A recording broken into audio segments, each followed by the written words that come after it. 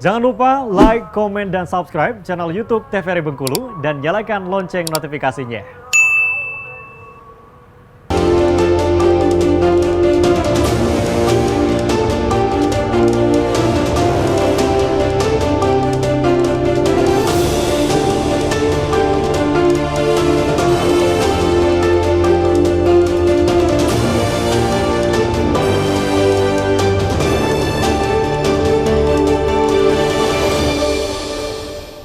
Baik, terima kasih pemirsa masih bersama kami di Berndo TVRI Bengkulu tentunya dengan tema kita hari ini tentang krisis iklim dan juga masa depan orang muda. Dengan narasumber kita ada Hosani Ramos Hutafea selaku manajer kampanye energi bersih Lembaga Kanopi Hijau Indonesia. Nah, kita kembali berbincang dengan Mbak Sani tentunya.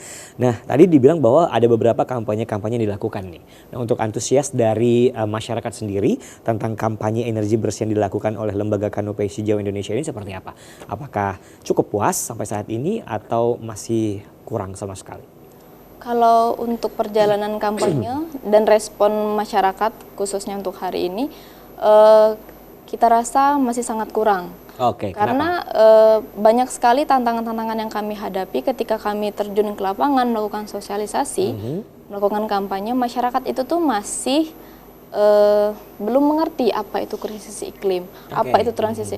Jadi isu-isu krisis iklim dan transisi energi itu tuh masih jauh dari jangkauan mereka. Walaupun sebenarnya kenyataannya dampak yang mereka rasakan itu tuh sangat dekat. Iya. Oke. Nah, baik, mungkin mereka nunggu habis dulu kali baru beralih kali ya. Tapi jangan sampai seperti itu ya. Jangan sampai. Ya, Oke. Nah, ini menyikapinya seperti apa nih kalau mereka responnya itu masih kurang sekali. Nah, dari Kanopi Hijau Indonesia ini bakal ngelakuin apa nih? Kalau kita namanya respon begitu kan wajar ya kan Bang. Jadi apa yang kita lakukan adalah dengan terus-menerus melakukan kampanye. Sekarang kan lagi marak banget tuh kayak kampanye melalui media sosial, kemudian kita juga melakukan event-event yang menarik dan juga melakukan aksi-aksi kayak gitu untuk gimana sih kita bisa nge-framing masyarakat itu tentang isu-isu yang sedang kita gaungkan kayak gitu. Jadi semakin gencar, harapannya semakin gencar kita melakukan kampanye, masyarakat semakin tahu, semakin paham. Gitu. Oke. Nah, ini menarik bahwa tadi kalau yang namanya pakai panel listrik tadi itu cuma di-charge saja untuk pengulangan kalau habis, ya kan? Tapi tetap menggunakan listrik dong kalau nge-charge-nya. Kalau yang di SMA Muhammadiyah itu dari matahari. Oh, dari matahari. Oh, jadi diamin aja sampai matahari terus nanti bakalan terulang kembali dayanya. Gitu. Oke. Jadi PLN bakal bubar dong kalau semuanya pakai panel surya. Nah, itu yang menjadi tantangan kita juga dari segi sistem pemerintahannya. Karena kita kan juga menggaungkan demokratisasi energi. Jadi energi itu tuh kita pengennya sesuai dengan potensi di setiap daerah. Kemudian kita juga ingin masyarakat itu mandiri menggunakan energi seperti yang dilakukan SMA Muhammadiyah. Nah, sebenarnya yang dibilang sama Abang tadi bahwasanya ketika kita sudah mandiri, kemungkinan PLN akan bangkrut. Iya, gitu. betul. Dan itu yang menjadi ketakutan sehingga banyak sekali wacana-wacana pemerintah yang kita rasa seakan-akan menghalangi nih proses transisi energi. Dan yang terakhir ini ada satu peraturan baru soal PLTS atap yang baru terbit di tahun 2024. Itu tuh seolah-olah menghalangi proses transisi kita karena harus ada izin, harus ini, harus itu begitu. Oke. Nah, kalian menyikapinya hal tersebut gimana nih? Kalau pemerintah tidak mendukung kegiatan kalian itu seperti apa? Didukung tidak didukung kita harus tetap bergerak karena kita harus menyelamatkan bumi kita. Karena kita kan anak muda gitu kan. Kita mungkin saya akan hidup 40 tahun lagi. Teman-teman SMA, teman-teman yang saat ini masih 17 tahun akan hidup berapa puluh tahun lagi. Nah, ketika kita bergantung dengan pemerintah atau tidak melakukan apa-apa, ya bumi kita akan hancur. Dan generasi kita juga tidak akan mendapatkan bumi yang seperti hari ini kita nikmatin kayak gitu. Jadi pada intinya apapun yang terjadi kayak gitu kita harus tetap melakukan pergerakan untuk melawan krisis iklim dan melakukan transisi energi. Oke, baik. Nah, kalau di SMA 4, SMA Muhammadiyah 4 ya? Oke, pengalamannya menggunakan panel surya itu udah kurang lebih 4 tahun nih, ya kan? Udah 4 tahun tentunya dengan menggunakan panel surya. Semua yang digunakan di sana itu menggunakan listriknya itu menggunakan dari panel surya tersebut. Mulai dari komputer dan sebagainya.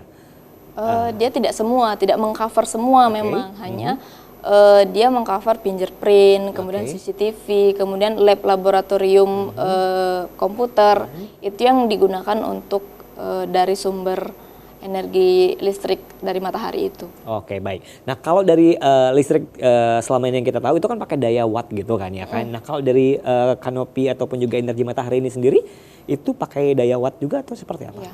Pakai daya watt juga. Nah, kalau panel itu sendiri tadi itu panel wattnya berapa banyak? Kalau saya tidak salah itu 2100 ya. 2100. Itu bertahannya selama berapa lama? Untuk mungkin misalnya pengecasannya itu satu hari penggunaannya itu apakah satu hari juga atau seperti apa? Jadi sesuai dengan kebutuhan, ketika misalnya dia di charge kayak gitu kan, sudah penuh digunakan, kemudian juga bisa ketika sudah penuh ditutup kayak gitu, maksudnya dihentikan proses pengecasannya. Jadi dia tergantung kebutuhan pemakaian gitu cara Oh ngecas. gitu, sama kayak handphone lah istilahnya Iya. ya kan. Kalau misalnya mau habis di charge lagi gitu kan, kalau mau habis di charge lagi gitu. Baik, nah untuk generasi muda sendiri nih, generasi muda tantangan apa nih yang mungkin membuat kampanye kalian tuh sedikit tersendat gitu ya kan. Dari kampanye-kampanye yang telah dilakukan dengan anak muda ini sendiri, ada beberapa pertanyaan mungkin dari anak muda, wah kenapa harus beralih, kenapa kayak gitu, itu ada nggak sih? Kalau tantangannya mungkin karena persaingan isu kali ya.